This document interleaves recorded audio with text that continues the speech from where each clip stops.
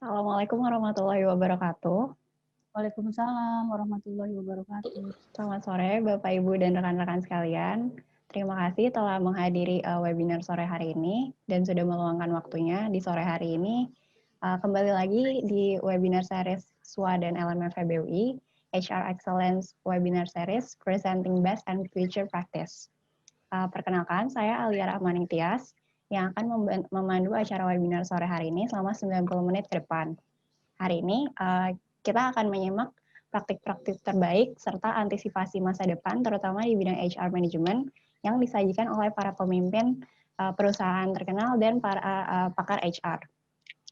Terutama dari kalangan perusahaan pemenang ajang HR Excellence Award yang telah dilaksanakan oleh SWA Media. Tema webinar series kedua hari ini adalah Talent Management Practice, Strategy and Execution, di mana presentasi tersebut akan dipaparkan oleh Bapak Herdi Rosadi Harman selaku Direktur Human Capital Management BRI dan akan dibahas oleh Ibu Niken Ardianti selaku dosen dan konsultan LMF FEBUI. Webinar sore hari ini akan dimoderatori oleh Pak Joko Sugiyarsono selaku redaktur senior majalah SWA.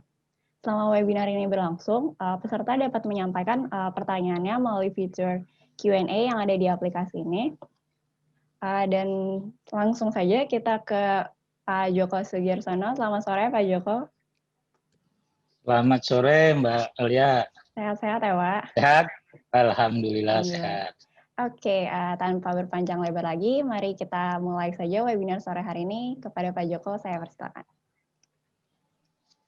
Ya, terima kasih Mbak Alia. Assalamualaikum warahmatullahi wabarakatuh. Salam sejahtera. Salam sejahtera Bapak, Ibu, saudara sekalian, pemirsa, rekan-rekan bisnis SWA dan LMF FEBUI dimanapun berada yang memantau atau menyimak acara ini. Selamat sore, semoga kita bersama-sama diberikan, dikaruniai kesehatan oleh Allah Subhanahu wa Ta'ala. Alhamdulillah sore ini kita memasuki seri kedua dari webinar series HR Excellence yang diselenggarakan insya Allah secara rutin ya antara SWA, majalah SWA dan Lembaga Manajemen FEBUI. Hari ini sore ini kita memasuki seri kedua dengan tema Talent Management Practice, Strategy and Execution. Nah, beruntung sekali sore ini kita sudah kedatangan pembicara yang saya kira sangat berbobot ya. Beliau memimpin HR, memimpin HR unit di salah satu bank yang paling besar di Nusantara, yakni BRI. Beliau adalah Pak Herdi Harman. Assalamualaikum warahmatullahi wabarakatuh, Pak Herdi. Selamat sore. Waalaikumsalam warahmatullahi wabarakatuh. Selamat sore, Pak Joko. Ya. Mungkin sudah banyak yang mengenal Pak Herdi ya, sapaan beliau. Tapi yang belum, mungkin saya bacakanlah sedikit kurikulum vitae atau profil beliau ya. Beliau saat ini resmi masih menjabat sebagai BRI Human Capital Director dan masih sebagai ketua atau Chief of Forum Human Capital Indonesia. Beliau lulus dari S1 Pajajaran University di bidang hukum tahun 86 dan kemudian mendapat gelar MBA dari Telkom University dan AIM Filipina, serta tahun 98 memperoleh gelar dari Master of Law dari American University. Nah, beliau sudah menjabat posisi sebagai Director Human Capital BRI sejak 2019 sampai sekarang, dan pernah menjadi Advisor to the Minister of SOE atau sebagai penasihat Menteri BUMN untuk bidang Human Capital Development tahun 2019. Dan sebelumnya 2014 sampai 2019 beliau pernah sebagai Director Human Capital Management di Telkom, dan sebelumnya lagi 2012 sampai 2014 beliau adalah Director Human Capital Management di Telkomsel. Nah, kalau melihat apa prestasinya, pasti ya di samping memimpin mengelola sekitar 130 ribuan ya Pak ya, kalau nggak salah ya sekarang. Saya terakhir tuh ketemu 120 ribu, sekarang katanya udah 130-an ribu karyawan ya Pak di BRI Group ya. Jadi luar biasa yang dikelola. Nah, salah satu yang prestasi terbaik itu adalah pernah terpilih sebagai Best CHCO atau Best Chief of Human Capital Officer dari IPMI dan majalah SWA tahun 2016. Pernah juga menerima Satya Lancana Wirakarya dari Presiden RI tahun 2012. Dan juga membawa membawa perusahaannya sebagai masuk dalam top 500 World Best Employers 2017 dan 2018, serta Second Best Employer Branding AON 2016. Dan di luar itu, Pak Herdi juga rupanya juga tidak melupakan dunia intelektual. Beliau sudah menghasilkan buku sebagai pengarang dari buku berjudul Strongest by Best People. Ini kalau nggak salah kasus transformasi human capital di Telkomsel ya Pak ya. Betul. Kemudian juga Get the Essence. Barangkali nanti juga pengalaman beliau memimpin human capital di BRI juga bisa dibukukan. Kita tunggu saja. Kemudian sore ini juga ada pembahas yang saya kira prestasinya juga tidak kalah cemerlang. Saya perkenalkan Bu Niken Ardianti, MC Psikolog. Selamat sore. Assalamualaikum Bu Niken. Ya, Waalaikumsalam. Selamat sore Pak Joko. Ya, beliau saat ini merupakan Kepala Kajian Human Capital Management di LM FEB UI dari 2016 sampai sekarang. Serta sebagai reviewer psikolog untuk beasiswa LPDP RI, kemudian juga psikolog dan konsultan lembaga manajemen UI dari 2004 sampai sekarang, jadi sudah 16 tahun sebagai konsultan di LMUI dan psikolog, cukup panjang. Kemudian juga masih menjabat sebagai dosen Departemen Manajemen FEUI, dan dunia intelektual juga selain sebagai dosen juga beliau tuangkan dalam karya tulis. Sudah ada beberapa buku, ini luar biasa ya untuk seorang konsultan. Yang pertama ada buku Peran Penting Konsep Diri dalam Membentuk Track Record, ini terbitan 2017. Kemudian ada buku Profesi Psikologi Itu Seru, terbitan Gramedia tahun 2017. Autoimun, Gramedia 2016. Wah, ini buku yang pas nih di kala pandemi. Kemudian juga yang paling awal ya, menjadi pribadi remaja mandiri, terbitan tahun 98, dan Bu Niken juga masih aktif sebagai kontributor artikel di sejumlah media, antara di koran Tempo, BUMN Track, Inti Pesan, dan sebagainya. Dan beliau juga punya hobi piano, cooking, traveling. Nah, jadi siapa tahu juga mungkin bisa tampil dalam webinar yang lain gitu ya. Kan? Baiklah, kita akan masuk pada sesi utama, yakni paparan presentasi oleh Pak Herdi Arman. Beliau akan membawakan tema yang secara generiknya kita sebut talent management ya, strategi and execution.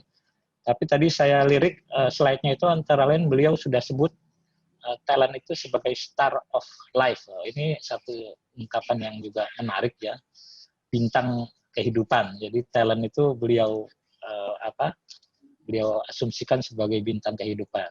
Nah, jadi ini nanti mungkin akan dipaparkan dalam 25 menit ke depan. Jadi mungkin Pak Ardi waktunya sampai kira-kira pukul 4.35. Saya serahkan waktunya pada Pak Herdi. Monggo Pak Herdi. Terima kasih Pak Joko, Bu Niken, dan para peserta webinar pada kesempatan kali ini. Assalamualaikum warahmatullahi wabarakatuh. Waalaikumsalam. Waalaikumsalam warahmatullahi wabarakatuh. Buat kita semua dan semangat pagi. Semangat pagi. Pagi Pak. Pagi. Pagi. Baik, saya akan sampaikan ini materinya yang terkait dengan mudah-mudahan memberi harapan tentang sharing talent management khususnya di BRI. Namun sebelumnya izinkan saya ada menayangkan video talent development di BRI. Ya. Silakan.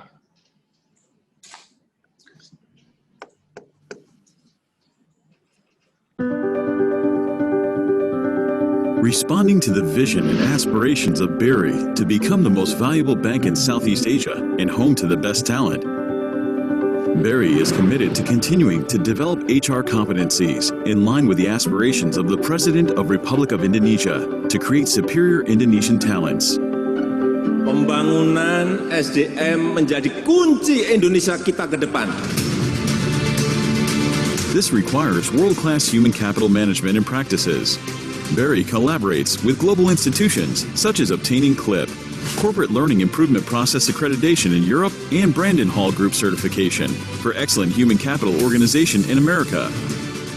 BRI Human Capital Transformation focuses on three main pillars: people, culture, and organization.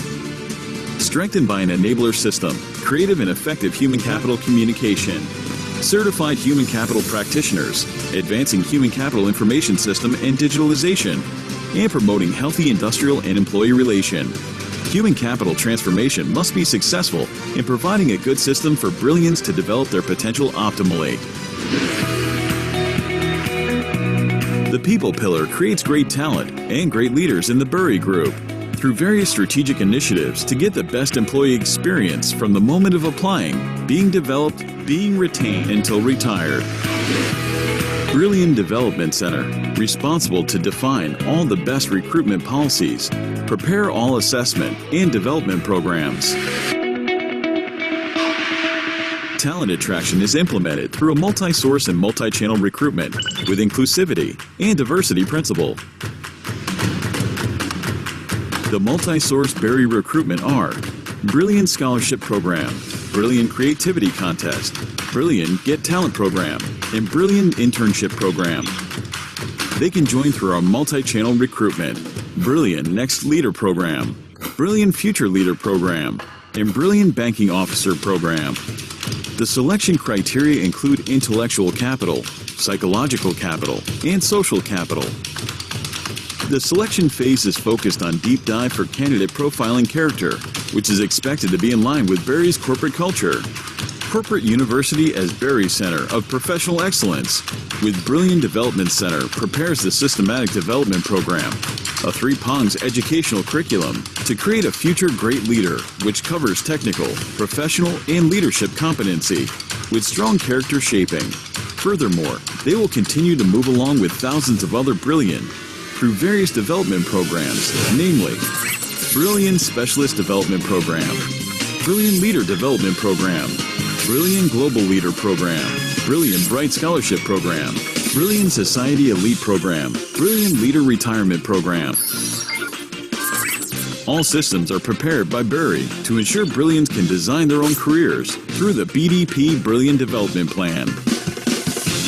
These huge investments are reflecting BRI's seriousness on creating the best global competitive brilliant to be able to answer the company's future challenges as well as the nation's future challenges for Greater Indonesia.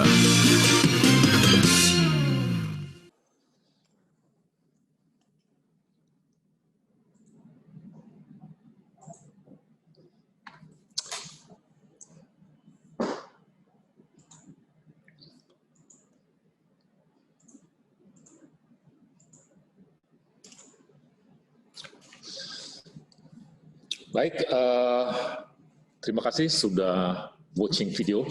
Ini materi saya kasih title menemukan membangun bintang-bintang kehidupan, The Art of Managing the Star of Life. Nanti saya jelasin apa maksudnya itu. Next. Tadi udah, next. Ini ada 3 agenda, Global Phenomenon, Capital Challenge, Challenges, and BRI Strategy in Managing Talent. Next, ini Global Phenomenon. Ini kita cerita semua, ini udah paham semua, bahwa kita sedang berada di digital life, digital economy phenomenon yang huge opportunity dari sisi bisnis, gitu ya, dan kita dengan tambah mudahnya akses teknologi, internet, dan so far, kita memang sudah, perilaku orang sudah berubah, gitu, seperti yang ada di gambar ini. tinggal di rumah, sudah bisa melakukan apa saja, dalam perjalanan kita sudah berkomunikasi, bisa apa saja, dan bisa menggunakan seluruh media digital online, dan juga sampai di kantor, gitu ya. So ini sangat luar biasa opportunity. Next. Ini waktunya pendek ya. Kita ngerti semua, welcome to the Industrial Revolution 4.0, apa itu Industrial 4.0, everyone sudah paham kayaknya ya, kuncinya itu adalah bagaimana transformasi dan bisa make it possible together and analyze data across machines, enabling faster, more flexible, and more efficient process to produce high quality goods at reduced cost. Itu BCG bilang seperti itu. Tapi yang menarik sebenarnya omongannya si Klaus Schwab, founder of the World Economic Forum. One of the feature of this fourth industrial revolution is that it doesn't change what we are doing, but it changes us. Lebih ke mindset sebenarnya. Kitanya juga siap nggak menghadapi perubahan-perubahan. Tatkala juga kita current job to loss katanya 45%, kata McKinsey ke depan. Tapi di sisi lain juga ada muncul opportunity job baru yang not even exist today, sekitar 65%. Next. Nah, untuk banking, kebetulan saya new kid on the block di industri bank. Banking luar biasa juga sebetulnya fenomenanya ya. So banking model of the past, di mana senternya branch, tinggal semua call center online, mobile mau menuju ke branch. Tapi sekarang, apalagi di tengah wabah pandemi ini, branch itu ke depan makin lama makin berkurang, orang juga makin berkurang, kayak teller, customer service berkurang, karena bank model ke depan itu semua tersentralisir, di semua kita punya namanya smartphone gitu ya, dan semua terintegrasi di situ. So open banking area started already. Nah ini PR banget buat kita semua nih, terutama yang di industri bank dengan instant brilliant. Kita menyebutnya instant brilliant, para pekerja pegawai di lingkungan BRI yang angkanya luar biasa gitu ya, 135.000 as a group gitu.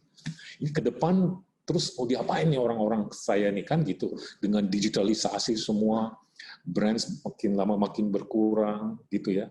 Nah, semua bisa dialihkan ke digital.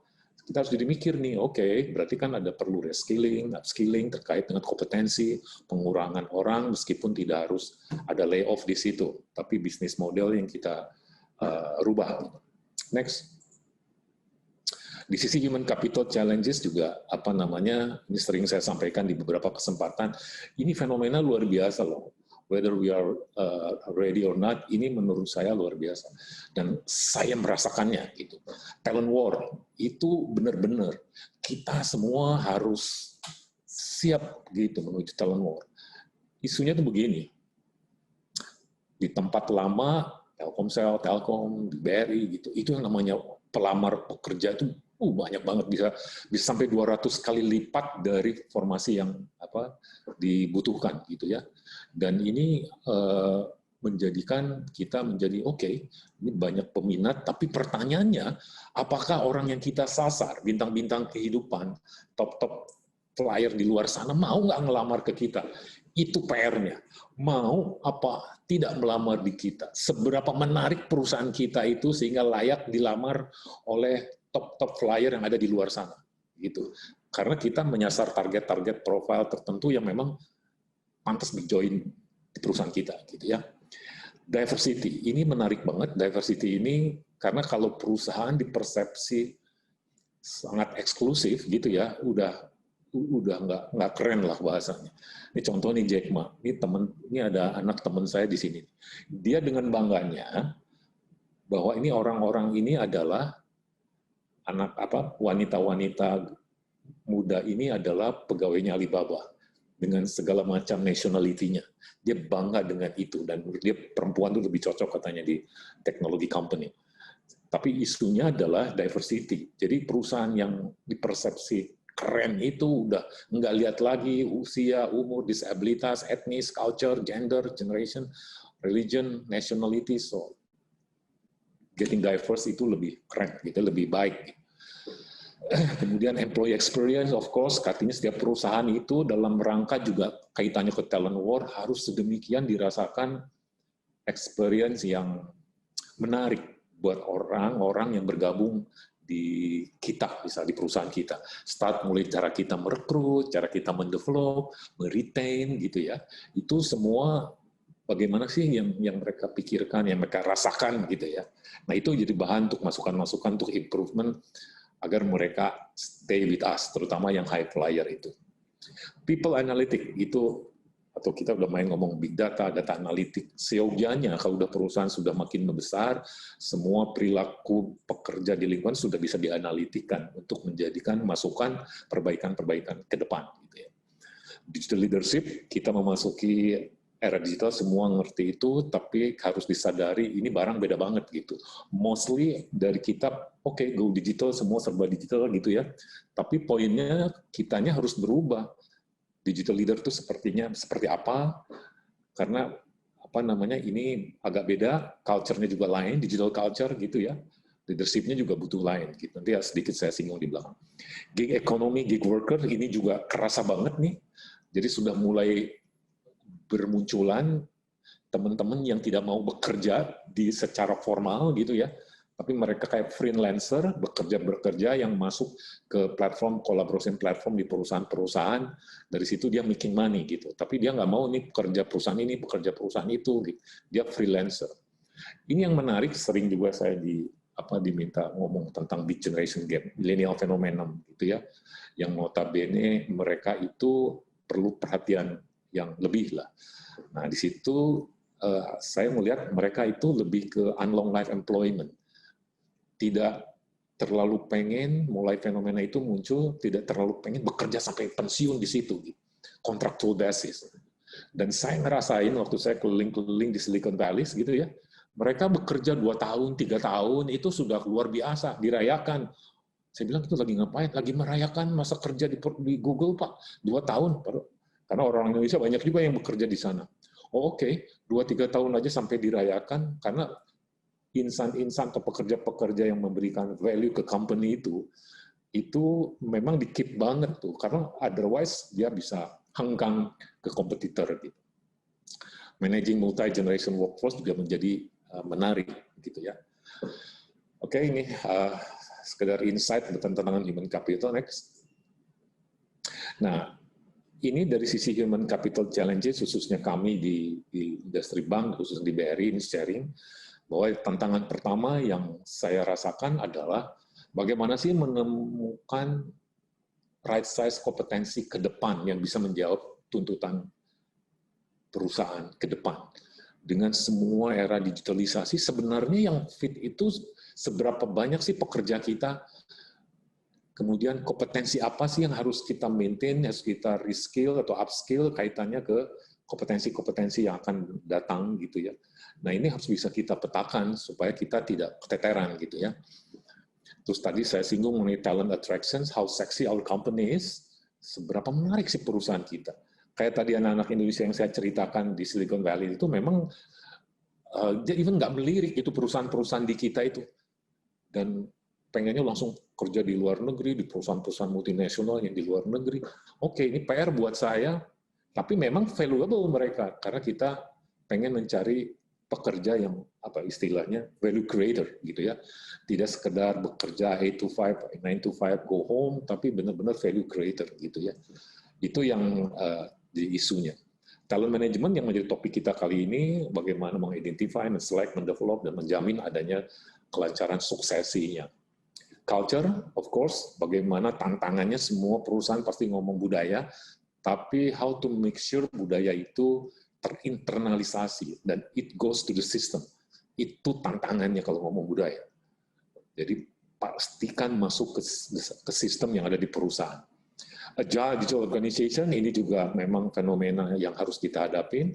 Kita harus meyakinkan bahwa kita bisa menjadi agile organization yang apa saya artikan bahwa perusahaan yang agile itu lebih seberapa cepat sih dapat merespon, merebut opportunity di luar, seberapa cepat merespon persoalan-persoalan perusahaan.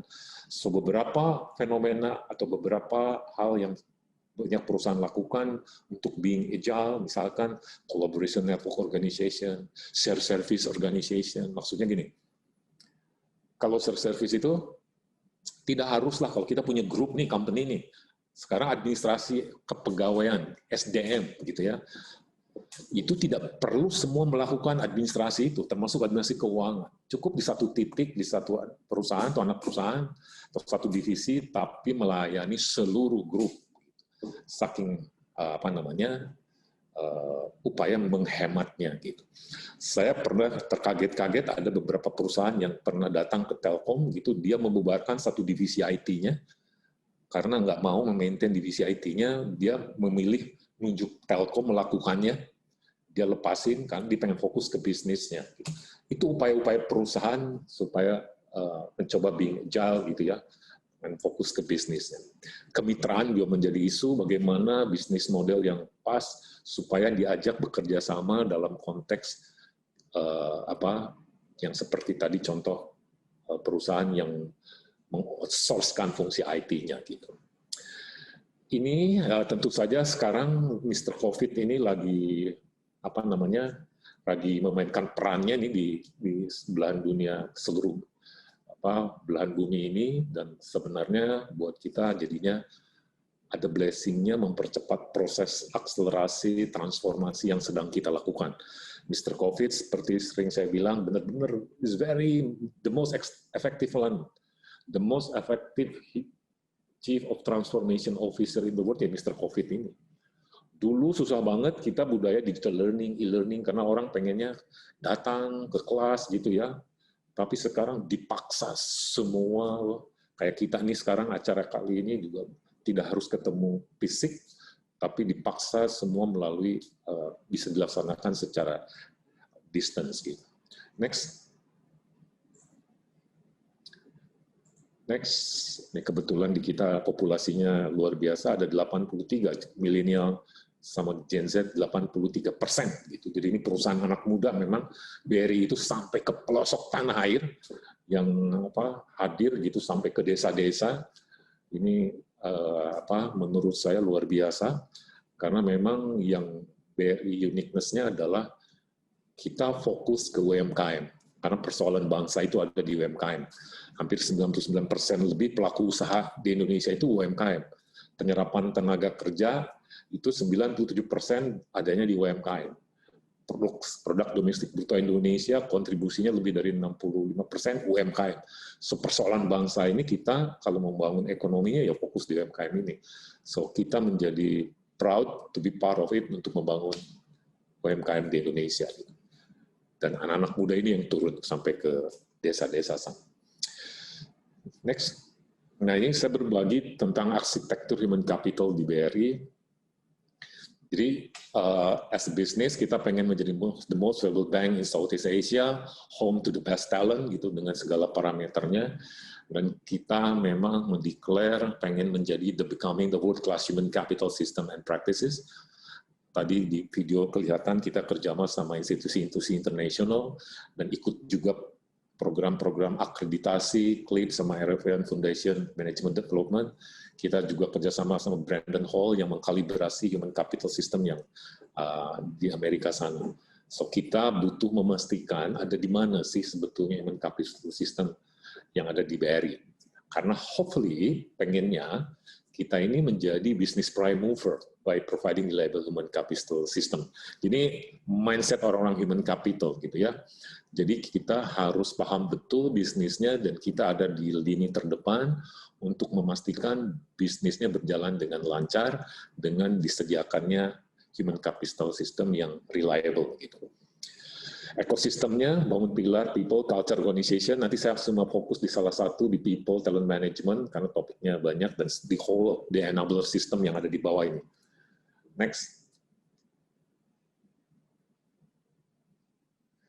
Nah, ini contoh aja, salah satu contoh dari rekrutmen reguler lah. Kita pengen, ini yang regulernya, karena mostly sebenarnya kita pengennya, kita lebih fokus ke talent scouting. Jadi kita yang aktif nyasar mencari bintang-bintang kehidupan itu. Jadi kita coba menjanjikan kepada mereka yang mau bergabung dengan BRI, show your brighter side, dan kita menjadikan tatkala kamu bergabung di program Billion Future Leader Program, kamu akan dijanjikan untuk dijadikan great leader someday, either di company maupun menjadi great leader bangsa nanti ke depan. Ini konsepnya kita membangun people, gitu ya. Next. Nah, ini yang dimaksud dengan Star of Life adalah mereka yang punya prestasi akademis, yang biru di bawah ini, dan punya prestasi non-akademis, dan juga peduli persoalan masyarakat dan bangsanya. Itu isinya The Star of Life.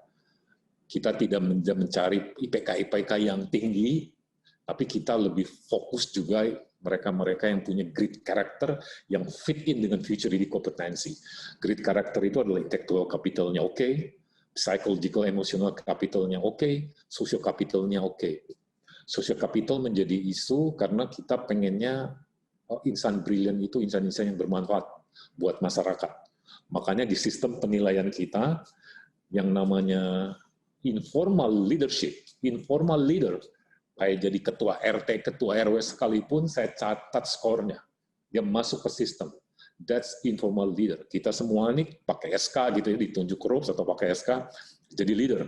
Tapi jadi ketua RT, ketua RW, ketua Karang Taruna, ketua organisasi sosial, that's informal leader. It help us sebenarnya. Nah, itu semua kita lakukan dengan cara behavior observation based. Karena pengen dapat banget nih. Karena kita lagi investasi besar-besaran di BRI, investasi di orang besar-besaran, karena ingin tadi itu cita-citanya menjadi home to the best talent, dan kita pengen lebih ekspansif ke luar negeri. Kita udah ada beberapa di luar negeri, di New York, di Singapura, Taiwan, yang mau dibuka dalam waktu dekat, kita pengen lebih agresif lagi. Nah, caranya adalah melakukan deep dive interview, psychological profiling, culture fit test, collaboration test, social media behavior, background check. Jadi social media juga menjadi penting. Atas izinnya kita akses ke sosmednya pelamar-pelamar itu. Karena kita ingin kalau orang-orang yang baik, itu ya bintang-bintang kehidupan itu, postingnya juga hal-hal yang baik, yang positif. Tone-nya itu positif gitu ya. Kalau udah posting yang aneh-aneh, terus yang nyinyir-nyinyir, udahlah susah, itu nggak mungkin kita terima gitu. Karena kita butuh generasi yang jauh lebih baik daripada generasi kita sekarang. Next. Ini konsep tadi yang dari how we attract talent, gitu ya. Kita lebih ke talent scouting, multi source dan multi channel. Ada scholarship, jadi kita actively nih datang ke kampus-kampus, termasuk dalam dan luar negeri nih. Rencananya kalau nggak COVID itu keliling di top-top kampus, yang juga banyak orang Indonesia di sana, kita sasar untuk mau bergabung di BRI.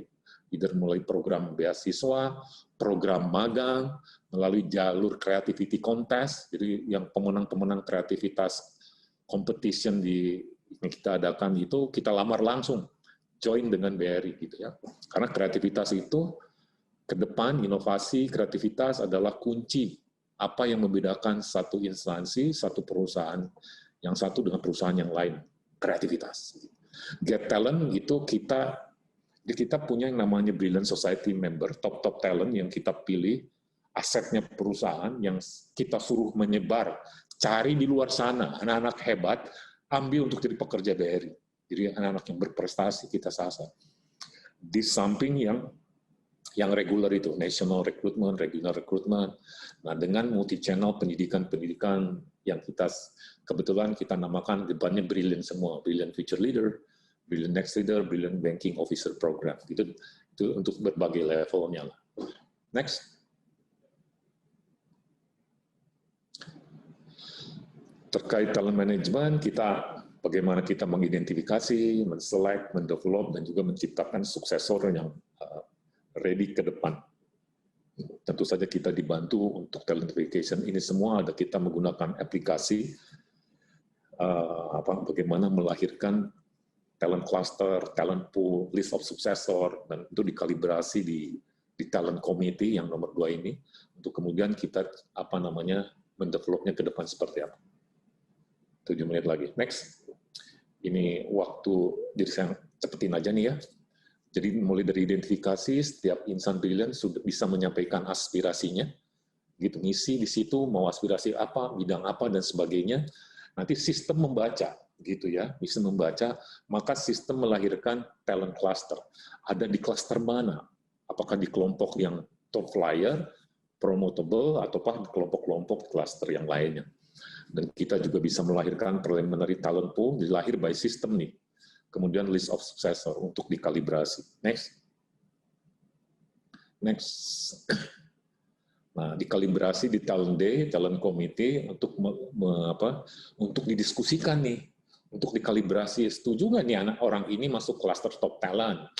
Nah, selebihnya di level promotable cluster saja misalnya. Atau bahkan siapa yang cluster paling bawah nih, yang perlu kita alert gitu ya. Dan talent pool untuk di berbagai bidang, karena saya butuh tahu, kita tuh cukup nggak talent kita untuk semua bidang-bidang, kita ada punya talent kompetensi, ada 21, itu contoh risk management, kalau bank kan risk management sangat penting, tersedia di berbagai level nggak orang-orang risk management ini. Nah, makanya kita kalibrasi, kemudian juga setiap posisi itu dengan cepat kita bisa tahu siapa kandidatnya, gitu ya. Tinggal masalah keterpilihan itu beda lagi. Tapi nominasi lahir dari sistem. Next. Ini tadi yang saya bilang ada kelompok Q1 Brilliant Society, dia bisa dapat fast track career, bisa ikut eksklusif training, terus promotable kelompok Sleeping Tiger, dan sebagainya. Next. Ini yang disebut BSM. Brilliant Society member, dapat privilege fast track career, kandidat for key strategic position, additional development, recognition program. Recognition itu maksudnya gini, jadi tidak semua harus ada sesuatu yang dapat sesuatu gitu ya. Nah, ini kita bisa melakukan misalkan gini, untuk top level bawah dia akan senang sekali, saya undang makan, saya ajak ke ruang kerja saya undang makan, itu aja sudah apresiasi tuh. Betapa kaget dia bisa ngomong sama saya, dan saya juga jadi tahu apa yang ada di benak dia. Top talent saya di bawah ini, gagasannya jadi tahu, saya oke. Jadi nggak salah rekrut nih saya jadi mikirin, keren nih anak, nggak salah rekrut nih. Kemudian join di program-program yang tadi saya mention, tapi juga ada kewajiban nih mereka yang terpilih di sini, kewajiban sharing, kewajiban memberikan coaching, mentoring, jadi committee member sebagai promoter dari Get Talent Program yang saya bilang, culture, agent executive, and so forth. Next. Nah, peran dari talent committee bagaimana mengevaluasi ini either untuk promotion, untuk rotation, penetapan talent cluster, tadi saya bilang, list of successor, talent pool, talent review itu contohnya. Kalau ada orang yang stuck di karirnya, kenapa dia berkarirnya kok nggak maju-maju ya? Kenapa dia bertahun-tahun di situ? Ada apa gitu? Kemudian misalkan ada orang yang memang perlu perhatian khusus, perlu pendapat coaching, itu nanti bagian-bagian yang direkomendasikan oleh talent committee. Next. Ini three-prong model three-prong approach yang kita pakai nih. Jadi membangun orang di BRI itu, satu, kita pastikan kompetensi dari sisi technical functionalnya, gitu ya. Entah itu data scientist, IT services, whatever itu. Kita pastikan certified. Jadi kita punya lembaga sertifikat profesi sendiri yang mengkalibrasi whether someone itu ahli apa tidak, gitu. Jago apa tidak di bidangnya, tapi dia certified gitu. Kemudian untuk yang professional competencies and leadership kompetensi, kita juga punya lembaga assessment sendiri, sehingga memang justru pekerja di BRI kita assess, karena soft kompetensi ini menjadi sangat penting, dan potretnya saya lihat progresnya, kemajuan seseorang itu terdevelop apa tidak. Gitu. Nah, professional kompetensi yang kita gali, contoh achievement orientation-nya, dapat nggak adaptability-nya, dan sebagainya. Leadership kompetensi, change leadership, developing other, holding people accountable, visionary, dan sebagainya, itu dipetakan.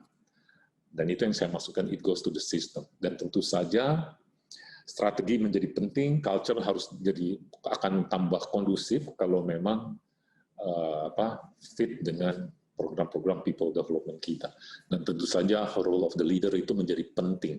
Bagaimana leader bisa create leader lagi di dalam. Jadi leader atas, pastikan tuh kamu bisa membangun leader-leader di bawahnya. Next. Ini contoh aja bagaimana karir journey dari development journey yang ada di kita dengan segala program-programnya. Tadi sempat untuk program rekrut, termasuk juga ada Global Leader Program tadi untuk Global Talent Pool, Brilliant Society Elite Program untuk tadi untuk pasukan elitnya gitu untuk bisa ditaruh di perusahaan di unit-unit yang sedang bermasalah. Nah, kita terjunkan elit-elitnya untuk benahin gitu. Kurang lebih begitu. Next. Nah, ini brilliance. Jadi ini mulai dari current state, kemanfaatan dia menyampaikan aspirasi di posisinya, ataupun untuk promosi kompetensinya dan sebagainya. Ini untuk pengembangan lebih lanjut juga kita terus lakukan. Next. Nah, ini contoh sidang talent committee, contohnya modelnya begini nih. Waktu kita sidang talent committee, semua orang, ada si Andi, Budi, Chandra, Dedi, Eko, untuk posisi kepala divisi di atas, Executive Vice President. Di situ saya tahu si Andi ini, EAA itu Employee Aspiration-nya, dia mengaspirasikan di situ. Kemudian ME itu mengendorse oleh atasannya, dan dia successor endorsement juga dapat gitu. Jadi lengkap dia sendiri pengen ke situ, manajemennya juga mengharapkan dia ke situ, yang duduk sekarang itu juga pengennya dia yang menggantikannya. Nah, bintang itu dia anggota Brilliant Society member, dan itu diparingkan satu sama lain. So tinggal diputuskan lah, kurang lebih begitu. Next. Mungkin bisa dipercepat, Pak. Ya, ini demikian. Kedepannya kita, ini yang tadi brilliant kompetensi, kedepannya soft kompetensi akan masuk ke sistem, Pak. Tadi sampai berapa? 35? Next, terus. Ini memang ini materi satu semester, Pak. Ini new way of working, kita sedang gagas nih, flexible working. Jadi ke depan kita akan pertahankan namanya work from home, work from office, dan satu lagi work from collaborating space atau kita sebut BRIWORK.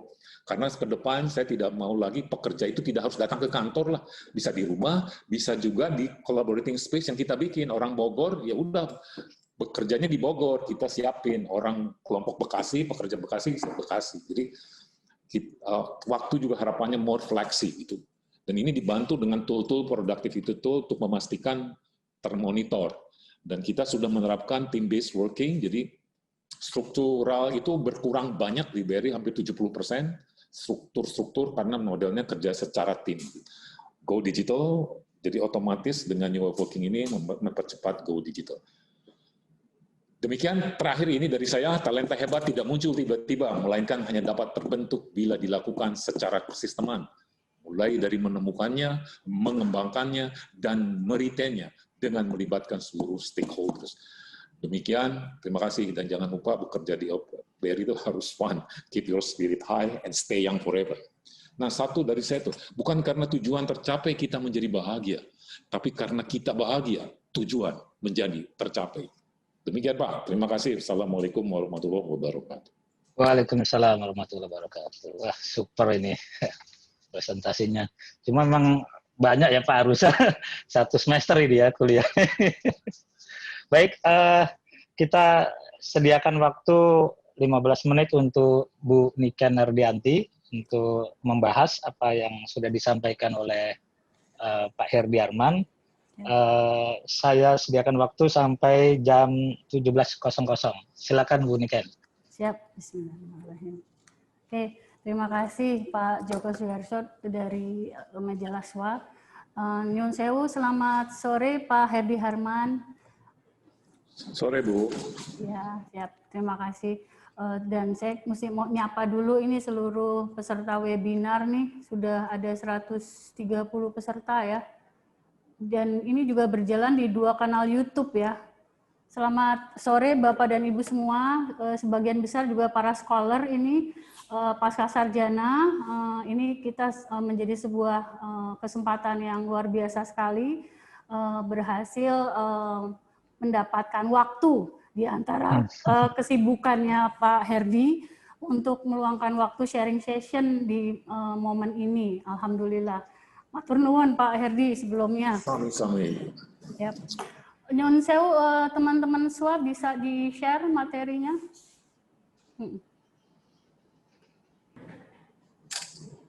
Siap. Oke. Ya.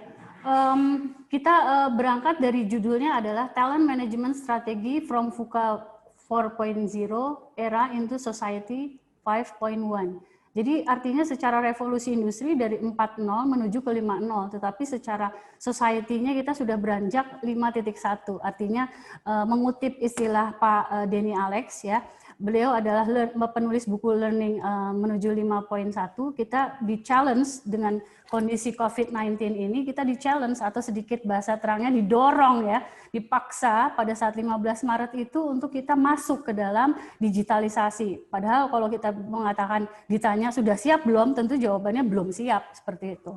Ya, next. Ya.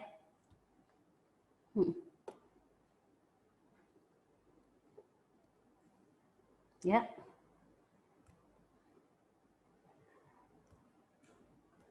Nah, seperti disampaikan oleh Berger and Berger tahun 2004, beliau menulis Handbook of Talent Management. Dia mengatakan bahwa kegiatan pengelolaan SDM berfokus pada target mencapai sasaran operasional strategis perusahaan secara efektif dengan fokus pada portofolio SDM bertalenta yang optimal. Ada 3 hal kunci utama dari pengelolaan talent. Seperti yang sudah disampaikan Pak Herdi bahwa 1 adalah bagaimana identifikasi karyawan. Itu menjadi kata kuncinya, key point-nya. Strategi mengidentifikasi karyawan akan diteruskan bagaimana kemudian mengembangkan karyawan, how to develop-nya. Dan yang strategi ketiga adalah how to retain. Udah kita dapatkan, udah mapping, terus kita kembangkan, programnya udah lengkap A to Z, diambil sama perusahaan lain. Itu rasanya nyeri-nyeri sedap. Tetapi dalam konteks saat ini, persaingan how to find talent itu benar-benar scarce. Jadi artinya disebut scarce of talent management. Begitu sulitnya mencari karyawan-karyawan unggulan yang memang sesuai dengan visi, misi, strategi organisasi. Namun apapun itu, proses manajemen talenta tetap terus dilakukan, tetap terus digalakkan karena apa? Proses datang dan pergi dan khususnya Indonesia akan menghadapi bonus demografi. Artinya pada tahun akhir 2025 kita akan mengalami kolaps dalam hal scarcity of talent tadi. Tadi kalau kita lihat secara demografi seluruh karyawan di BRI, generasi boomers itu hanya tersisa 1% kalau nggak salah. Dan sisanya adalah generasi millennials. Dan millennials hingga hari ini, yang saat ini masih di program sarjana, itu adalah millennials kelahiran tahun 2000-an. Artinya mereka sudah memasuki generasi ketiga yang millennials. Bagaimana ketika nanti prosesi transfer knowledge itu belum tersampaikan, belum terselesaikan secara sempurna, dan proses bisnis berjalan terus, itulah menjadi tantangannya. Seperti itu. Ya, next. Nah, di sini sasaran strategis perusahaan semua diawali dengan strategi bisnis organisasi.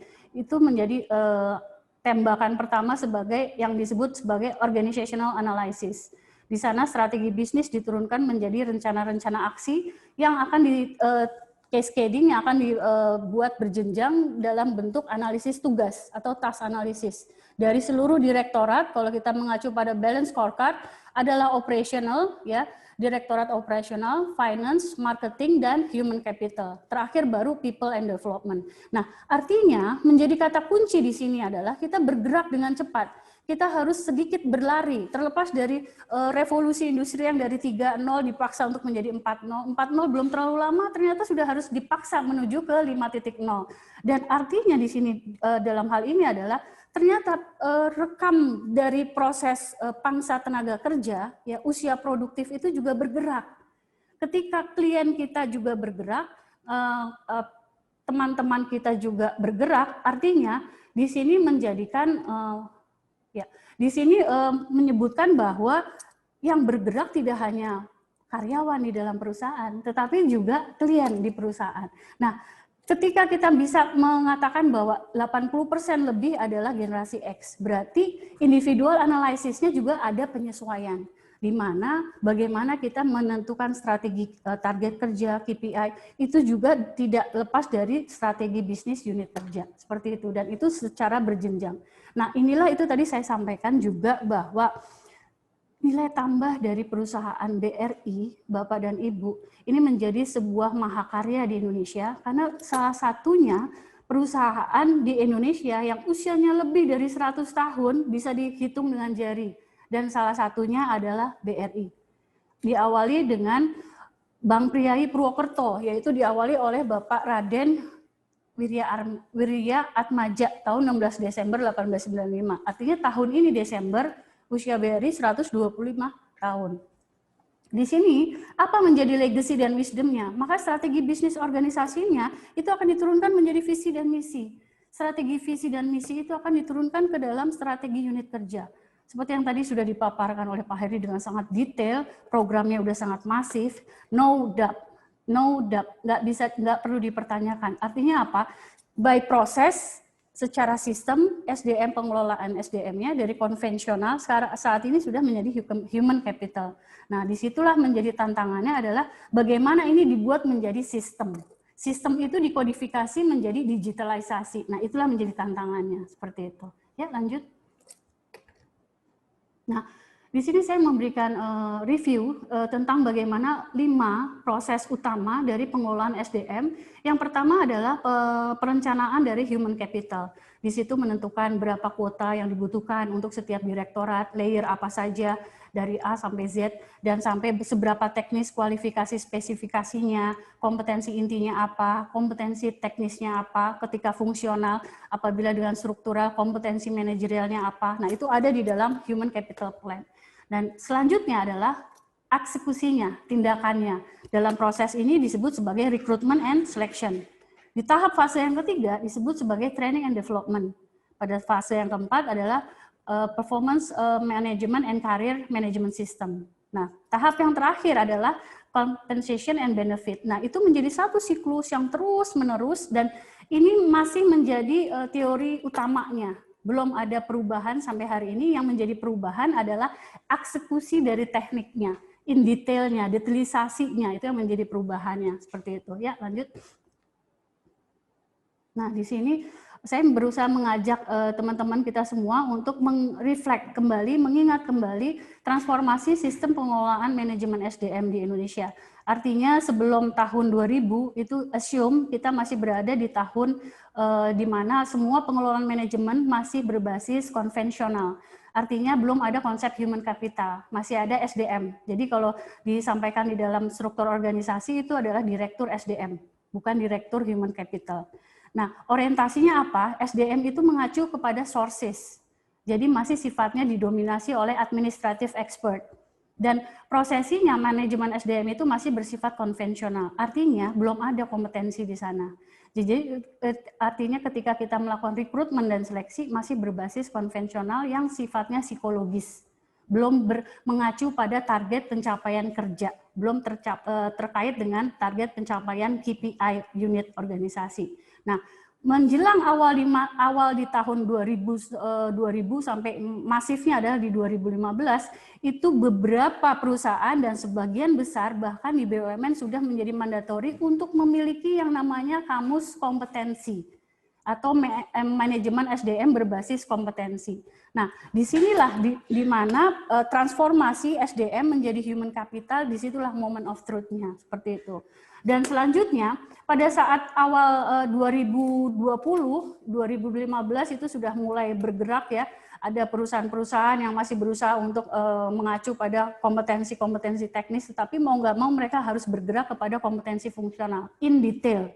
Karena disitulah menjadi indikator pengukuran manajemen kinerja, sehingga itu akan menjadi satu paket, flow through-nya akan menjadi satu kesatuan. Nah, menjelang tahun 2025, maka orientasi kita akan mempersiapkan. Kita bicara diskursus begini, diskusi ini adalah untuk mempersiapkan apa-apa yang perlu direncanakan dalam konteks human capital namun dibentuk dalam bentuk sebuah sistem atau disebut human capital system. Dan yang berikutnya adalah menurut Alvin Toffler, seorang futurolog, ya beliau ini adalah seniman ya, pembuat puisi. Dia bisa mengatakan bahwa kedepannya yang untuk menjadi pribadi yang survive, pribadi yang cerdas bukan orang yang banyak membaca. Orang yang cerdas adalah orang yang mampu melakukan unlearn, learn, dan relearn. Jadi ibaratnya kalau gelas ini dikosongin dulu gelasnya, semua knowledge yang kita punya, skills yang kita punya, attitude yang kita punya, setidaknya kita kosongkan dulu, kita nolkan dulu, untuk kita bisa menerima acceptance, informasi yang baru terkait dengan apapun, terkait dengan perkembangan teknologi, kemampuan, apapun yang ada di dalam lingkungan, sehingga kita accept, learn, dan kita unlearn. Relearn lagi, sehingga dari yang tadi kita udah punya, pemahaman knowledge yang sebelumnya udah ada, kita belajar hal yang baru, ya, menjadi native lagi, dan kita mendapatkan insight. Insight ini, prosesi ini ada yang disebut sebagai relearn, seperti itu. Dan Alvin Toffler mengatakan bahwa ini akan persiapan untuk menuju tahun 2025. Padahal waktu itu dia menulis bukunya 2010. Bayang ya, makanya disebutnya adalah futurolog dari Amerika Serikat, seperti itu. Nah, satu hal di sini, khususnya di industri banking, yang menjadi tantangan sekaligus juga peluang. Kita kalau bicara tantangan, ya ancaman, jangan hanya ancaman. Tapi kita harus selalu melihat bahwa di situ ada opportunity. Artinya di sini adalah kita bicara, begitu masuk digitalisasi di era VUCA 4.0 ini, mau nggak mau ada yang namanya otomatisasi. Jadi setidaknya bahasa terang, dari tidak hanya di industri perbankan, tapi juga di industri manufacture. Jadi yang tadinya tugas-tugas operator, saat ini sudah mulai sedikit demi sedikit, secara gradual, namun pasti, pergerakan itu jelas, tidak diam, tetapi bergerak ke depan bahwa beberapa fungsi administrasi manusia yang biasa dijalankan oleh operator, itu mau nggak mau harus ikhlas, sedikit mau digantikan oleh mesin atau robot, atau yang kita sebut sebagai artificial intelligence. Contohnya yang paling fenomenal sekali adalah penjaga tol. Dulu pengumpul di PT Jasa Marga itu namanya pengumpul ya, nama jabatannya, itu adalah tenaga kontraktor. Nah, artinya begitu ini udah masuk dekade kedua ya, tahun ke-16, bahwa kita sudah menggunakan artificial intelligence di awal-awal yang untuk kita menggunakan tidak lagi pakai pintu tol, penjaga tol manual, tetapi sudah hanya memberikan scan seperti itu. Nah, artinya di sini itu menjadi awal muasal kenapa itu muncul artificial intelligence. Nah, kembali ke dalam konteks proses bisnis yang ada di perbankan, teller CSO sebagian dari tugasnya itu sudah bisa digantikan oleh mesin ATM setor tunai atau setun. Nah, itulah menjadi semacam kayak gempuran disruption tanpa kita sebagai pelaku bisnis pun atau pengamat, kita bisa mengatakan, jangan dulu dong, jangan datang dulu dong. Nggak bisa, karena proses itu bergerak dengan sangat cepat, seperti itu. Nah, dari keseluruhan ini akan orientasinya pada data science. Sehingga dalam konteks pengolahan manajemen SDM, semua data yang ada di dalam dashboard top of management itu akan bisa berperan dan berfungsi sebagai human capital analytics. Semuanya bisa dianalisis.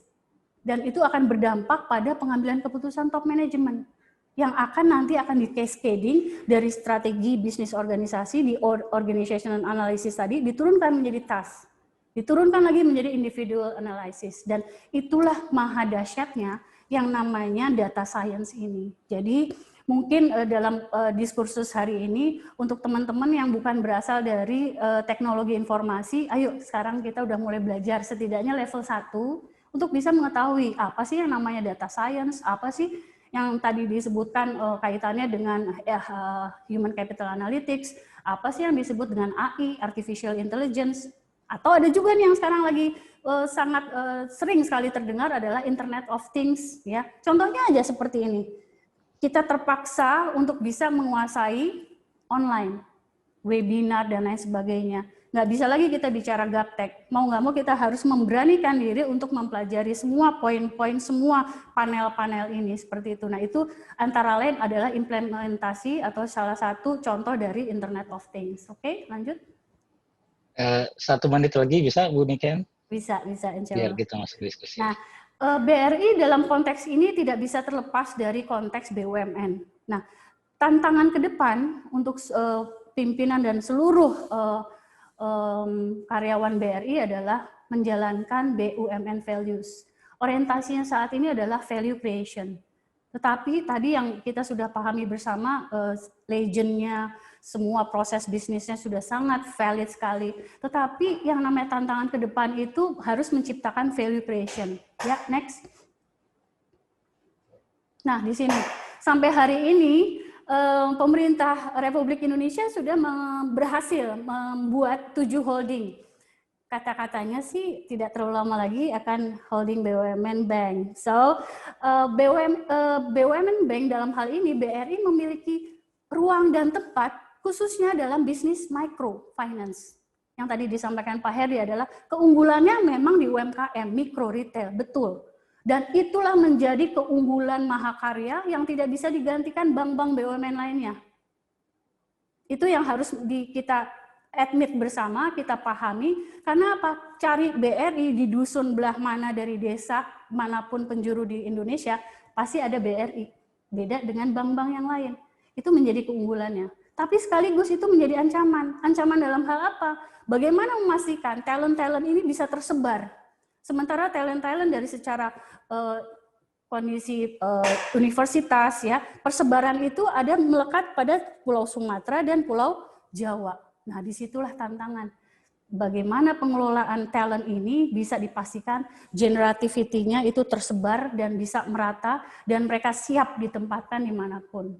Ya, next. Nah, di sini Hughes tahun 2013 dia menyebutkan what value creation will look like in the future. Dia mengatakan bahwa organisasi yang akan survive ke depan adalah yang memiliki orientasi tata kelolanya lebih pada task oriented. Jadi kompetensi teknis tadi, orientasi pada tugas, penyelesaian tugas, bukan lagi general seperti itu. Yang kedua adalah organisasi yang akan survive di persepsi akan diperkirakan adalah organisasi yang mampu adaptif, yaitu agile organization. Dan yang ketiga, bagaimana SDM itu yang diminta tidak hanya ternyata kompeten, tapi juga SDM yang dia mampu memforecast, yang memperkirakan kira-kira bisnis apa yang lagi tren ke depannya. Saat ini belum ada, tetapi dia mampu mengidentifikasi, udah nyampe duluan di sana. Nah, itulah yang menjadi kata kunci dari poin ini adalah predictive business model. Itu tadi sempat juga sudah disampaikan Pak Hardi ya, bagaimana kita memastikan strategi bisnis itu adaptif. Jadi saat ini belum ada, kita udah memforecast ke depannya. Untuk dari sisi tugas adalah sistem prosedurnya, bisnis prosesnya itu adaptif. Dan dari sisi manusianya, nah ini menjadi penting nih. Ada 3 hal. Yang pertama adalah strategic thinking, yang kedua business intelligence atau business acumen, yang ketiga adalah visionary leadership. Dari ketiga hal ini sifatnya strategik. Mulai dari level BOD-1, BOD-2, dan 3. Tapi yang paling utama adalah antisipatif dan adaptif. Karena ini membutuhkan transfer of knowledge. Sehingga dalam hal ini, para pimpinan-pimpinan saat ini diharapkan untuk luang hati, berpikiran terbuka untuk melakukan kolaborasi. Kolaborasi terhadap apa? Tacit knowledge mereka sebelum mereka diminish, sebelum mereka selesai purna tugas. Artinya itu menjadi wisdom ya untuk disampaikan kepada para generasi Z ini yang sebagai future leader. Itu yang menjadi tantangan sekaligus ancaman ya, peluang dan ancaman untuk bisa transfer knowledge tongkat estafet ini. Oke, next. Nah, ini disampaikan juga oleh Palmer, Dunford, dan Akin 2017 melalui bukunya Managing Organizational Change. Dia secara menjelaskan bahwa secara jelas middle management, manajer media, BOD-2 dan BOD-3 itu memiliki 4 fungsi utama, kunci utama. Yang pertama adalah mereka memahami betul aktivitas dari mengumpulkan, mengelola informasi, mana yang benar, mana yang enggak, mana yang valid untuk unit kerjanya, itu difilter sama mereka dari semua support dari tim anak buahnya. Oke? Ya, ke sebelumnya. Iya. Nah, Yang kedua adalah mereka menentukan, memberikan arahan, memberikan decisiveness untuk bisa memberikan alternatif solusi yang mana di antara semua dokumen yang sudah diberikan. Ya, yang ketiga adalah mereka mengelola, mengkoordinir secara internal maupun lintas fungsi. Dan yang terakhir, mereka menerjemahkan atau memberikan rekomendasi. Kira-kira rencana aksi tindakan yang paling sesuai itu apa? Nah, disinilah sebetulnya wisdom-nya, think tank-nya, secara konten deliverable-nya itu masih melekat pada para middle management. Nah, di sini adalah menjadi momen yang tidak terlalu lama nampaknya hingga sampai 2025. Mungkin kita bisa hitung mundur, artinya tidak sampai 5 tahun ke depan, mengingat itu diperkirakan sebelum ada wabah pandemi COVID. Artinya kita bisa menghitung mundur lebih cepat. Jadi kalau kita main piano itu hitungannya bukan 5/5 ya, tapi mungkin 3/3. Jadi agak sedikit allegro gitu ya, seperti itu. Ya, lanjut. Oke, waktunya bisa Habis ya. kita diskusi aja. Ya, nanti ini mungkin bisa disampaikan, tapi satu hal, pendekatan tren terkini adalah kombinasi pentahelix.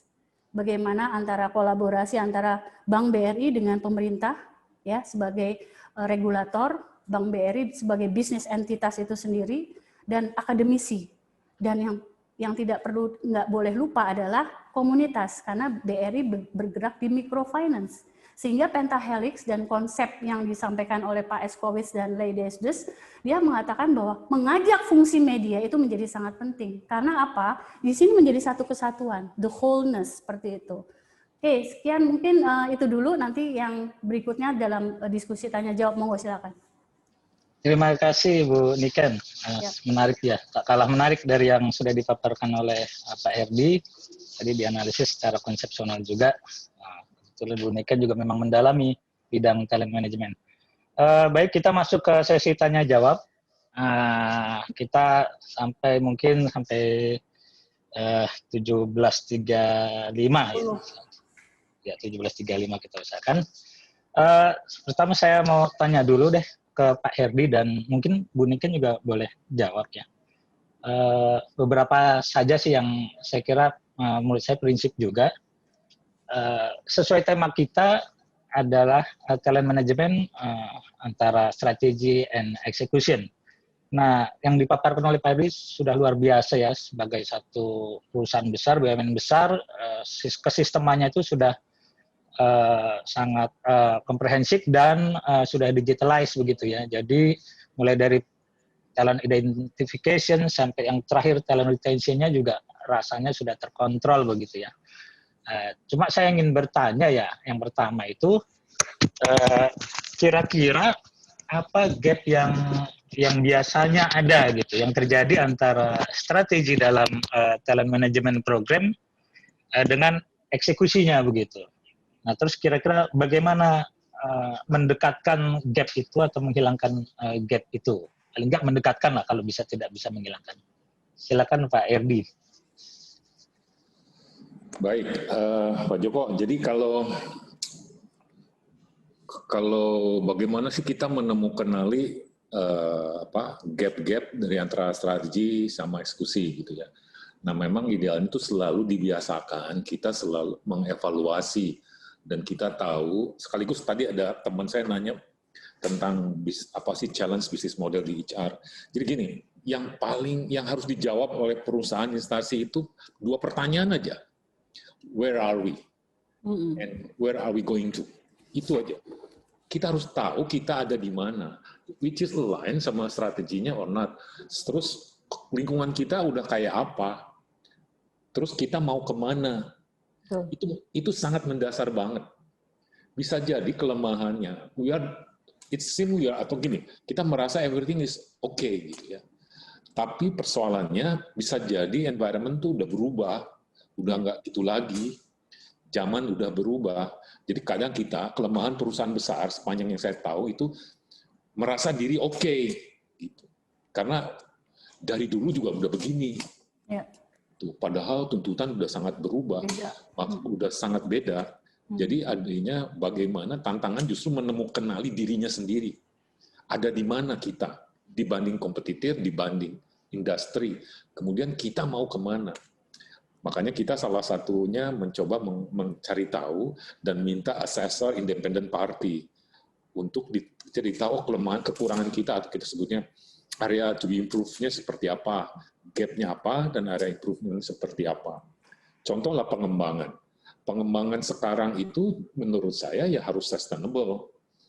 Harus sustainable. Kita harus ada kesisteman, harus ada jenjang, tidak sporadis. Karena kalau sporadis bisa jadi misalnya gini, ada orang yang rajin ikutan training gitu ya. Ada orang yang memang setahun sekali juga enggak gitu ya. Nah, kalau pendekatannya kesisteman dan semua termonitor di dashboard kita, mana nih orang yang belum tersentuh, karena apalagi ngurus sebagian banyak orang gitu ya. Semua terlihat. Jadi kuncinya itu, Pak. Jadi kita membiasakan diri mengevaluasi, menjawab kita ada di mana, apa align dengan strategi yang kita desain. Biasanya suka mensanain corporate sano tuh Pak, gua ke sana, lu ke sono, itu nyambung, ya gitu, kurang lebih begitu. Gitu Pak.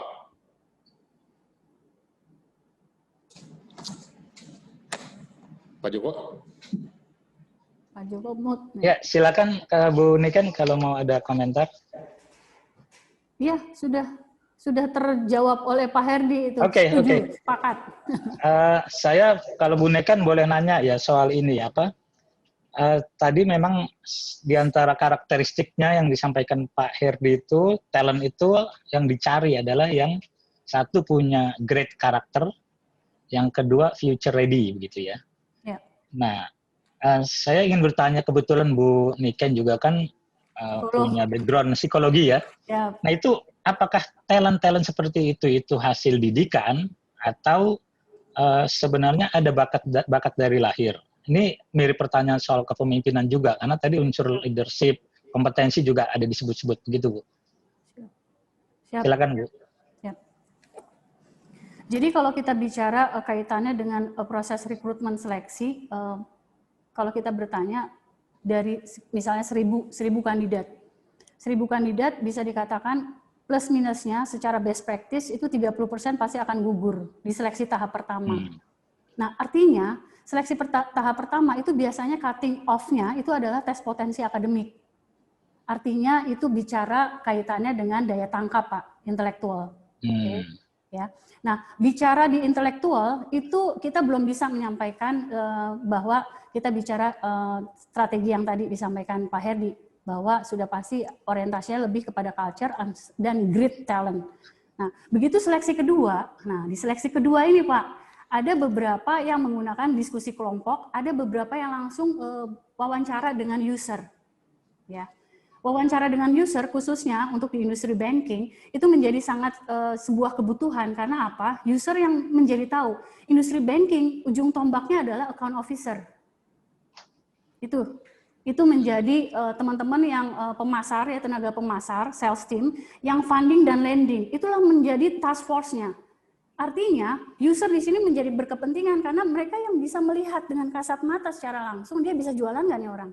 Dia bisa memberikan kasih kredit nggak nih dengan kemampuan komunikasinya dan lain sebagainya. Nah, ketika itu sudah lolos dari para panelis user, baru diberikan kepada tim psikolog untuk diidentifikasi nih profil kepribadiannya. Nah, masuk di fase ketiga inilah baru kita dibekali yang namanya sederet kompetensi. Itu ada kompetensi teknis, fungsional atau peran, dan kompetensi manajerial atau leadership. Kalau menjadi fresh graduate itu adalah leadership.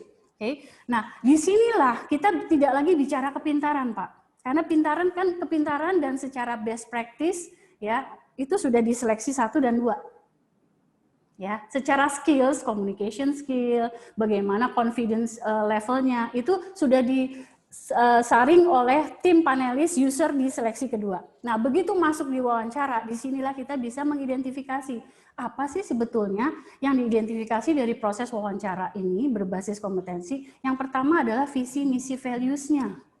Visi misi values si individu kandidat ini sama nggak sih? Setidaknya mendekati nggak dengan yang dibutuhkan oleh visi misi values dari si perusahaan, pemberi pekerjaan. Jadi ketika di situ baru kita bisa bicara ada aspek kepemimpinan, selama kuliah dia memiliki aktivitas apa aja. Disitulah bicara, Pak. Di situ akan memberi konten. Dan di situ akan menentukan orang ini lulus atau tidak. Jadi sudah bukan lagi ketika kandidat itu diterima, itu menjadi gabungan yang menjadi the wholeness, tidak saja kemampuan intelektual, tapi juga kecerdasan emosi dan kemampuan secara teknisnya. Dari mana indikator pengukurannya? Dari budaya yang sudah dimiliki oleh setiap perusahaan. Demikian, Pak. Ya, Pak Joko. Baik, Bu. Ini sudah cukup banyak ya pertanyaan dari audiens ini, pemirsa. Sudah ada 13. Mungkin sayang sekali waktunya memang tidak bisa banyak. Saya hanya coba beberapa pertanyaan saya sampaikan. Yang pertama ini misalnya dari Thomas Anidito Sulistyo. Yep. Nah, ini menceritakan, saya ringkas saja begitu ya. Yep.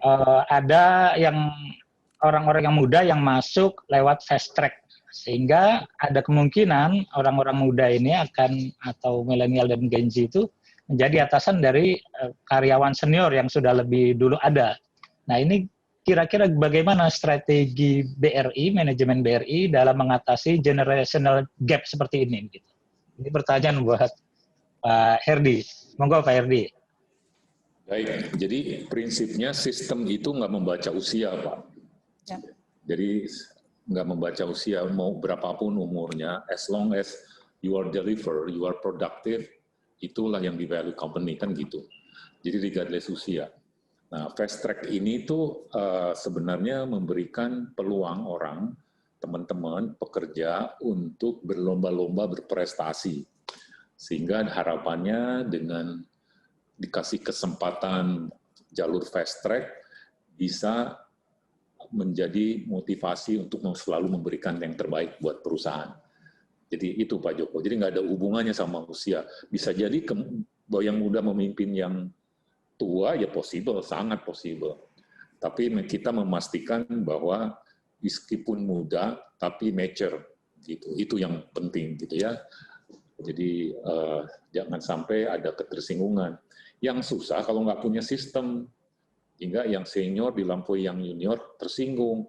Ya wajar itu tersinggung, karena nggak ada sistem. Tapi kalau dilombakan, di kontes, orang aware aku kalah. Gitu. Oke, pantas dia jadi pemimpin saya. So nothing to do dengan age. Gitu Pak. Baik Pak, ini ada pertanyaan lagi. Tadi disebutkan ada sebagian karyawan BRI itu adalah kalangan disable ya. Nah, apakah ada program talent management khusus untuk kalangan disable seperti ini, Pak? Kalau ada seperti apa begitu? Jawabannya tidak ada. Boleh. Tidak ada ya, Pak? Tidak, dan kita tidak mau membedakan satu sama lainnya. Kita memberikan equal treatment, Pak. Tapi memang kita supaya ada pride-nya. Karena kita juga, karena tadi itu, regardless usia, regardless disability, teman-teman disability juga punya prestasi yang kesempatan yang sama gitu. Bukan semata-mata diperlakukan berbeda. Itu mindset itu harus clear tuh. Karena dengan membedakan kita menjadi salah men-treatnya. Karena semua equal treatment. Usia, umur, agama, race. Wah, kalau sudah mulai mengkotak-kotakan orang, itu gawat itu. Gitu Pak, makasih Pak. Ya, mungkin Bu Niken boleh jawab, ini ada kaitannya juga dengan bidang Bu Niken nih. Iya, kita bayangkan kalau misalnya produk ya, program itu kita bedakan, kita dikotomi, tentu saja pada saat prosesi performance management system itu tidak akan valid, artinya tidak akan objektif. Saya sepakat di sini bahwa proses tata kelola manajemen SDM berbasis kompetensi, kenapa dibuat berbasis kompetensi? CBHRM itu orientasi adalah untuk mendapatkan objectivity. Dan bagaimana identifikasinya itu melalui 360. Walaupun proses itu masih di Indonesia kita berusaha dari 3.0 menuju 4.0, tetapi alhamdulillah makin ke sini 360 itu sudah semakin berdaya, sudah semakin artinya sistem sudah ada, tetapi secara basis manualnya orang itu diarahkan dalam bentuk mindset-nya untuk kebersamaan dalam tim. Dan tim ini dibuat dalam sistem. Sehingga tidak ada lagi like and dislike. Seperti yang tadi Pak Hedi sampaikan, kalau kita semuanya dibuat dalam sistem, insya Allah sih kayaknya nggak ada tuh urusannya like and dislike, terus nanti subjectivity gitu, nggak ada. Karena sudah ditembak semua dari segala penjuru, penilaian dari atasan langsung, atasan tidak langsung, rekan kerja, ya, dan beberapa sebagian juga melibatkan penilaian dari customer. Kayaknya sih ada ruang dan celah itu minim karena sudah dibobot juga gitu. Demikian Pak. Jadi kaitannya dengan disable pun kalau dibuat program khusus disable, ya itu sebetulnya unequal dong. Artinya itu tidak fairness gitu. Jadi ketika ditembak adalah even kandidat ini adalah disable, yang kita tembak, yang kita fokuskan adalah strategi kompetensinya. Kompetensi teknis beliau. Apakah di inti, di peran, atau di kepemimpinan. Demikian Pak Joko. Ya, terima kasih Bu Niken. Ini ada juga pertanyaan yang to the point, cukup menarik juga. Pertanyaannya dari Ajeng Awiya ini. Beliau lagi mengikuti Magister Manajemen di UI. Ya. Nah, ini pertanyaannya adalah, mana yang akan lebih berpotensi ke depan? Apakah profesi sebagai spesialis ataukah sebagai generalis? Nah, silakan mungkin Pak Erdi dan Bu Niken bisa jawab, tapi nggak usah panjang-panjang. Ya. Pak Erdi dulu, monggo. Sebetulnya itu spesialis, generalis itu tergantung kebutuhan perusahaan sih Pak. Makanya di perusahaan-perusahaan tuh kayak di BRI kita ada jual jalur. Mereka yang disebut individual contributor, kayak spesialis-spesialis, atau mereka yang ada di jalur struktural yang bisa jadi untuk para top-topnya leadernya itu dididik secara generalis. Jadi di kita ada pendidikan, pelatihan, pembekalan untuk para pimpinan cabang misalkan, itu yang notabene kita bentuk jadi generalis gitu. Tapi kita juga ada pendidikan yang sangat spesialis untuk menjadikan mereka expert di bidangnya. Dan bagi mereka yang menyukai bidangnya, even nanti pengen berkarir di situ, karena tidak semua orang pengen jadi pemimpin, Pak. Ada yang tidak mau jadi pemimpin, tapi dia pengen menekuni keahliannya, ya kita kasih jenjang karir sampai ke atas. Gitu, Mas. Siap. Bu Niken mau nambahkan? Ya, izin menambahkan, benar seperti yang disampaikan Pak Herdi, bahwa dalam proses sebagian besar di BUMN, itu memberlakukan untuk newly fresh graduate adalah generalis. Ya, khususnya untuk program-program manajemen training atau leadership development program atau officer development program ya, itu semua berasal dari generalis untuk menjadi apa? Account officer. Seperti itu. Nah, ketika di akhir tahun ketiga atau akhir tahun keempat kurang lebihnya itu baru dibuka akses tadi. Apakah mau menjadi spesialis atau menjadi generalis. Menjadi generalis, quote on quote, itu akan dipromot menjadi line manager atau supervisory level. Itu yang tadi lebih orientasinya pada kompetensi leadership, seperti itu. Jadi ketika di line kedua, di situ ada peluang untuk mulai kepisah. Apakah individu memilih, freedom to choose ya, memilih untuk menjadi spesialis, which is itu artinya menjadi functional team, atau ingin menjadi generalis, atau dengan perkataan lain dia akan menjadi leader. Leader mulai diikuti jenjangnya, mulai dari supervisory, assistant manager, terus sampai akhirnya middle management, sampai ke top management. Di beberapa perusahaan lagi juga ada memulai akhirnya di tengah itu menjadi spesifik lagi. Jadi artinya yang sudah pasti diawali semua dengan generalis dulu. Demikian Pak Joko. Ya, terima kasih Bu Niken. Ini ada juga pertanyaan dari, ini nggak pakai nama ya, anonim ya. Tapi menarik pertanyaan tadi, saya kira terkait sama slide akhir-akhir dari Bu Niken ini soal holding ya. Pertanyaannya, bagaimana menentukan sistem talent management yang tepat diterapkan di holding, terutama apabila sudah ada sistem talent management di anak-anak usaha yang sudah lebih dulu ada. Ini barangkali terkait sama tren holdingisasi di beberapa BUMN. Dan kebetulan juga BRI sendiri juga sudah punya sebagai holding juga. Di bawahnya juga banyak anak-anak usaha dan cucu usaha. Tadi pertanyaannya, silakan Pak Herdi atau Bu Niken dulu, boleh. Siap. Mungkin saya coba menjawab. Berangkat dari lesson learned dari teman-teman yang sudah melakukan holding, satu hal di sini adalah anak perusahaan akan menginduk pada holding. Proses talent manajemennya tidak serta-merta langsung adopt dari holding. Karena notabene bahwa induknya itu lahir belakangan. Sehingga orientasinya induk akan melakukan yang namanya duduk bersama untuk melihat mana yang prosesnya itu sudah valid dan akhirnya menjadi well established. Karena ujung-ujungnya purpose of value-nya adalah productivity, ya kan? Artinya untuk sustain value creation tadi, bagaimana meningkatkan nilai daya saing perusahaan. Dalam konteks ini, asumsinya dengan anak perusahaan berkumpul, seharusnya holding itu menjadi lebih utuh, the wholeness, menjadi lebih unggul lagi. Jadi artinya di sini sudah tidak ada lagi nama paradigma holding dan anak perusahaan, tetapi di situ akan dirangkul semuanya. Bagaimana strategi yang mana yang paling efektif dan efisien, itulah yang akan diambil. Itu yang akan diadopt, seperti itu. Even itu dari Unper sekalipun. Siap. Ya, silakan Pak Herdi mungkin. Ya, mungkin nambahin dikit, paling kalau holding itu jadinya resources-nya menjadi satu grup, Pak. Itu yang luar biasa kemanfaatan holding itu. Resources-nya jadi satu grup. Nah, biasanya prakteknya BOD-2 itu asset of the group gitu. Orang prakteknya bisa jadi ngirim tuh ke induknya top 20%-nya gitu ya untuk menjadi aset group. Sehingga yang dijagain bagaimana nanti pola suksesi di masing-masing sehingga mobilisasinya tuh subgroup juga gitu. Talent mobility-nya gitu. Gitu Pak. Jadi area talent mobility ya penting ya. Area bermainnya jadi tambah luas. Jadi orang bisa jadi tidak fokus dia perusahaan A, tapi bisa jadi kita mobilisasi ke perusahaan B, bahkan perusahaan yang skalanya lebih kecil. Bisa jadi si induknya melihat terjunkan tuh dia taruh di situ meskipun lebih kecil, tapi kita butuh dia untuk membesarkan anak perusahaan itu. Itu Pak, kurang lebih. Iya. Ya. Kita masih ada beberapa pertanyaan yang mungkin ada waktu, tinggal sedikit lagi sih. Kira-kira ada satu pertanyaan juga nih. Apa pengaruh pandemi COVID terhadap program talent management, Pak?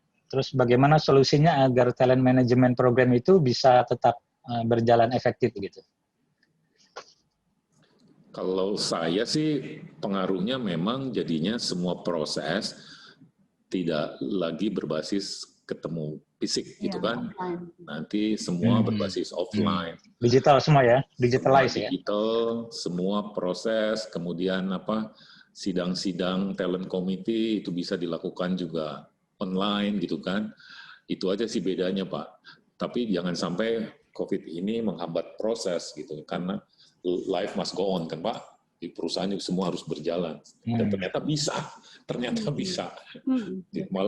Malah sebetulnya banyak titik-titik yang lebih hemat ya, lebih jauh menghemat, dan tidak mau dipaksa dengan digitalisasi itu kita lebih hemat, lebih efektif gitu ya, sehingga bisa lebih akurat. Memang untuk satu sisi tetap perlu fisik sih, tetap untuk fisikalitas, tapi sementara ada handicap, ya mostly kita bisa lakukan secara online.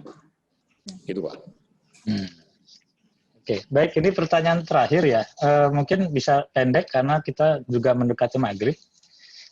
Apa sih indikasi bahwa program talent management itu sudah berhasil?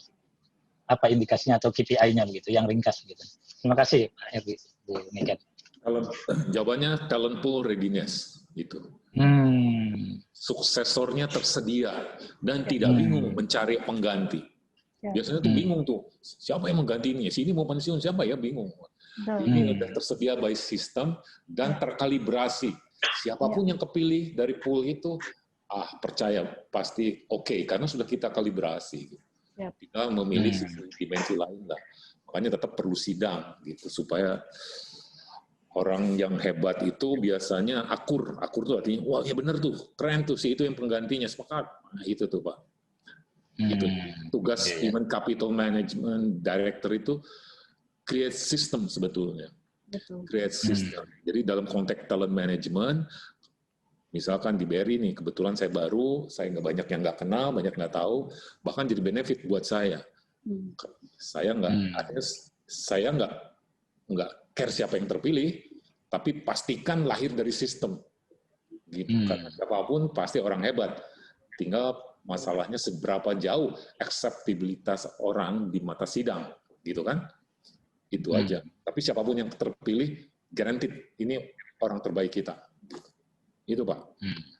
Oke. Bu Niken mau nambahin sedikit? Itu benar sekali. Artinya talent readiness, talent management readiness adalah ketika di semua layer ketika dibutuhkan, entah karena pensiun ya, atau sakit atau meninggal, itu semua bisa langsung mengisi by system. Bayangkan ketika kita tidak ada suksesor ya, itu pusingnya setengah mati. Sementara bisnis tidak mungkin berhenti yang pasti. Bisnis proses jalan terus.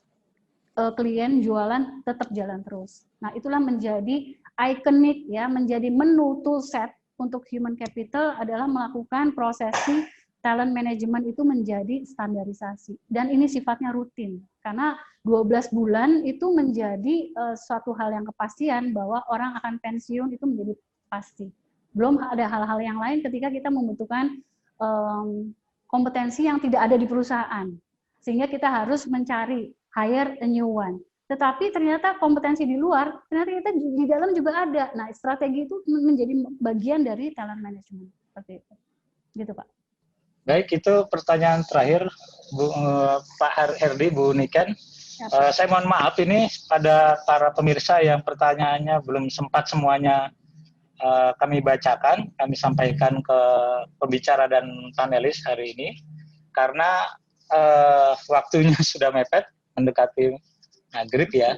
Barangkali saya hanya sebenarnya tidak bisa dibilang sebagai kesimpulan ya, tapi tadi ada beberapa statement yang saya kira perlu kita ingat bahwa talent itu akan menentukan bagaimana jalannya dan masa depan organisasi. Maka carilah talent yang tadi sudah disampaikan oleh Pak Herdi, punya karakteristik great karakter, dan untuk kondisi sekarang dan masa depan adalah yang future ready. Nah, kemudian yang juga menarik tadi adalah catatan penting kita bahwa sistem talent management itu akan terkelola dengan baik apabila sudah disistemisasi dengan baik begitu. Tanpa ada sistem yang baik, lupakan untuk bisa melakukan proses talent management yang baik. Dan juga tadi harus ada standarisasi dalam berbagai ukuran yang sudah disepakati bersama. Saya kira mungkin kesimpulan saya masih jauh dari apa yang tadi sudah kita diskusikan, karena terlalu luas temanya. Barangkali nanti siapa tahu kita di lain kesempatan bisa mengundang lagi Pak Herdi, Bu Niken untuk membahas tema lanjutan dari talent management practice ini. Saya ingin menyampaikan apa yang telah diucapkan oleh salah satu founding father kita, Bung Karno. Berikan 1000 orang tua, maka saya akan pindahkan Gunung Semeru sampai akarnya. Berikan saya 10 pemuda, maka saya akan guncang dunia. Nah, 10 pemuda itu dalam konteks HR, saya yakin apa yang disampaikan oleh Bung Karno itu, kalau dalam konteks sekarang adalah para talent, great talent yang kita upayakan untuk bisa terwujud. Saya kira demikian, lebih dan kurangnya dari apa yang saya moderatori hari ini, mohon maaf.